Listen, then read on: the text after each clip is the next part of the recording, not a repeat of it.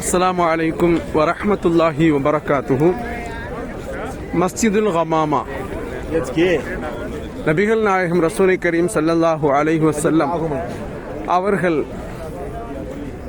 மழை தொழுகையையும் பெருநாள் தொழுகையையும் நிறைவேற்றிய இடம் முஸல்லா என்று நபி ஸல்லல்லாஹு அலைஹி வஸல்லம் அவர்களுடைய முஸல்லா என்று அழைக்கப்படுகின்ற அந்த மழை தொழுகையையும் பெருநாள் தொழுகையும் நடத்தக்கூடிய இடம். நபி ஸல்லல்லாஹு அலைஹி வஸல்லம் அவர்கள் சொற்பொழிவு ஆற்றிய இடம். மழை வேண்டி பிரார்த்தித்த பொழுது நபி அவர்களுடைய துஆவுக்கு உடனடியாக அல்லாஹ் பதில் கொடுத்தான். உடனடியாக மழை பொழிந்தது.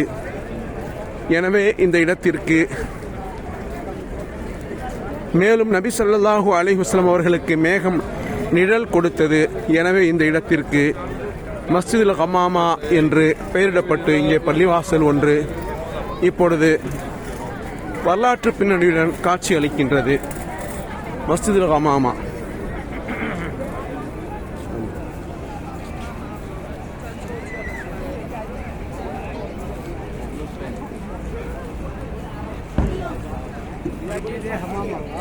மஸ்ஜிதுல் கமாமா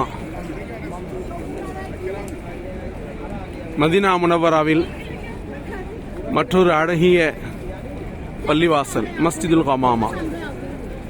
நபி ஸல்லல்லாஹு அலைஹி வஸல்லம் அவர்களுடைய திடல், அதாவது முஸல்லா என்று அழைக்கப்படுகின்ற ஒரு இடம்.